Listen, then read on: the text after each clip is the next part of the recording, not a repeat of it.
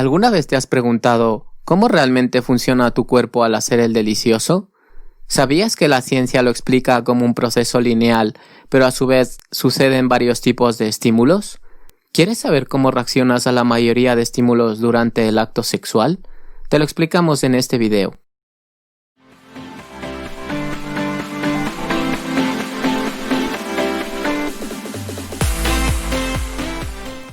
La Organización Mundial de la Salud, OMS, declaró que la salud sexual es un derecho fundamental de hombres y mujeres. En 1966, Masters publica su modelo lineal de respuesta sexual humana, donde se evidencian 4 fases secuenciales. 1. La excitación. 2. La meseta. 3. La eyaculación y el orgasmo. Y 4. La resolución. Este modelo sigue vigente en la actualidad. Si bien en el 2001 Bason publicó su modelo de respuesta sexual como un modelo circular de estímulos de incentivos, centrándose en el sexo femenino, estudios actuales demuestran que el proceso lineal en los hombres existe. Sin embargo, simultáneamente intervienen otros factores. Ahora, iniciemos con una pequeña actualización científica. Deseo y excitación. ¿Qué es lo que sucede realmente? Si bien resulta complejo explicar el deseo como un precedente al estado excitatorio, investigadores, mediante el uso de imágenes cerebrales, llegan a esclarecerlo. Dichos estudios de neuroimagen, realizados durante la estimulación sexual, sugieren la presencia de una red compleja en donde algunas regiones cerebrales ligadas a la excitación se activan y otras regiones que cumplen la función de inhibir la excitación se desactivan. Te puede parecer lógico que las zonas excitatorias se activen, pero llama la atención que zonas que normalmente están apagadas en otro tipo de actividades durante el acto sexual también se activen, inhibiendo procesos mentales como los juicios morales, la culpa y la vergüenza. ¿Será esta una razón científica suficiente para explicar el fenómeno de la infidelidad? En asociación con el modelo circular de respuesta femenino, los estudios de neuroimagen en resonancia magnética dieron a conocer otros componentes, cognitivos, motivacionales, emocionales y neurovegetativos. Es decir, el componente encargado de realizar las funciones básicas como nutrición, desarrollo, respiración y reproducción. El componente cognitivo, que no es otra cosa que el percibir y concentrar tu atención en los estímulos sexuales e imaginar el acto sexual.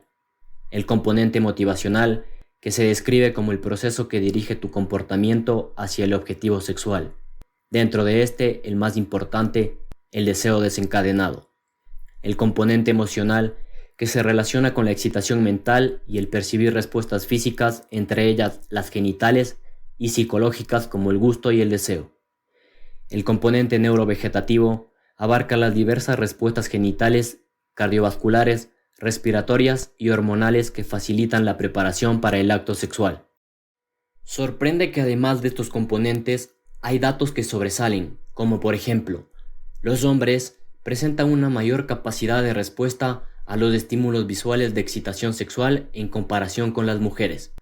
En contraste, durante la estimulación de los genitales femeninos hasta llegar al orgasmo existe activación de regiones cerebrales asociadas a la percepción de las acciones de la pareja. En otras palabras, para que una mujer alcance el orgasmo depende mucho de la actuación de su pareja. En resumen, estos hallazgos reflejan las diferencias sexuales en cuanto a la perspectiva y empatía de ambos sexos, aplicando cada uno estrategias cerebrales diferentes para llegar al orgasmo. Ahora, enfoquémonos en el camino hacia la felicidad. Primera parte, excitación. Para una correcta fase excitatoria se desarrollan los siguientes mecanismos. Para empezar, la congestión sexual genital, que no es otra cosa que la dilatación de vasos sanguíneos, dando como resultado un aporte considerable de sangre a regiones específicas del pene. Como consecuencia de esta vasocongestión, se dan los eventos previos a la erección del pene explicados a continuación. Erección del pene y bombeo de sangre. El pene está constituido por 2 músculos importantes que intervienen en la erección. Estos son el isquio cavernoso compuesto de 2 cuerpos y el bulbo esponjoso. Para que empiece la erección del pene se requiere un excelente aporte de sangre hacia arterias específicas denominadas helicinas, que transportan la sangre a estos músculos. Y ahora, ¿cómo actúan las conexiones nerviosas? El pene tiene conexiones nerviosas que favorecen la erección, llamadas eferencias parasimpáticas, y conexiones que inhiben la misma, denominadas eferencias simpáticas. Además, cuenta con otro tipo de conexiones encargadas de dar la sensibilidad al pene, clasificadas como somáticas. Cambios hemodinámicos durante la erección del pene. La erección del pene se lleva a cabo por una serie de reacciones bioquímicas y hemodinámicas relacionadas a la activación de ciertas regiones del sistema nervioso central que intervienen en la regulación de las erecciones, la relajación del músculo cavernoso y su consiguiente incremento de flujo sanguíneo.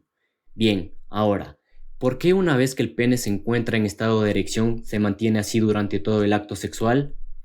Cuando la erección empieza, los cuerpos cavernosos tienen un proceso de expansión continuo, llegando a su máxima expresión en el momento en el que el pene se encuentra totalmente erecto.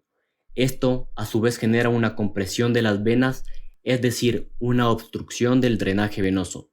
En palabras más simples, la sangre que llega a los músculos de la erección por medio de las arterias helicinas se retiene durante el acto sexual, y esto a la larga determina la posición erecta y la rigidez del pene. Como conclusión, podemos decir que la erección normal y su mantenimiento exige una coordinación entre el sistema nervioso central y periférico, los cuerpos cavernosos, el cuerpo esponjoso, el aporte de sangre arterial y la obstrucción del drenaje venoso. Segunda parte, meseta.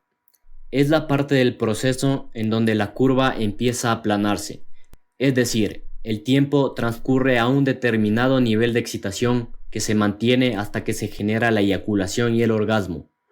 Los cambios más importantes en esta fase es el cierre de la vejiga, órgano por donde se expulsa la orina para evitar que el semen se mezcle con esta, y empiezan las contracciones de los músculos encargados de la erección. Tercera parte, eyaculación y orgasmo. En la eyaculación intervienen tres procesos: emisión, eyección y orgasmo. El orgasmo y eyección del líquido seminal en general suelen ocurrir a la par. Estos dos procesos se regulan de manera independiente. Emisión. Para empezar, una vez formados los espermatozoides en los testículos, son expulsados hacia la uretra interna a través del conducto deferente, un conducto especializado en el transporte de los espermatozoides. Los espermatozoides, una vez expulsados, se mezclan con el líquido seminal, líquido prostático y moco de las glándulas valvouretrales, formando el semen. El proceso de emisión llega a su fin cuando el semen se encuentra ubicado y contenido en la uretra interna.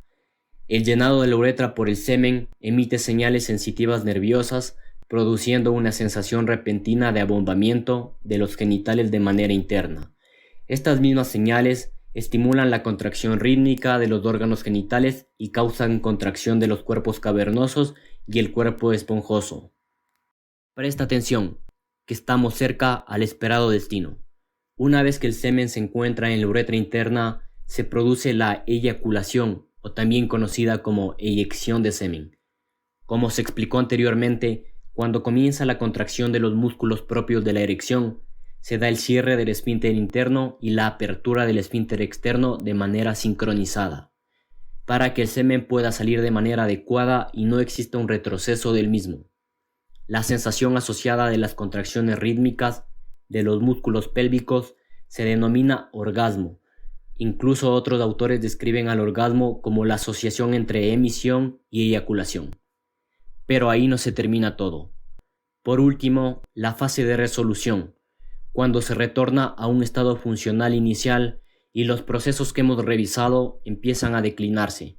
Se reduce la vasocongestión y la relajación muscular, acompañado por un periodo de tiempo denominado periodo refractario, que dura alrededor de 2 a 3 minutos, durante el cual es muy complejo producir una nueva respuesta sexual. Y bueno, así es como funciona tu cuerpo al hacer el delicioso. Ahora que lo sabes, ¿te lo habías imaginado así?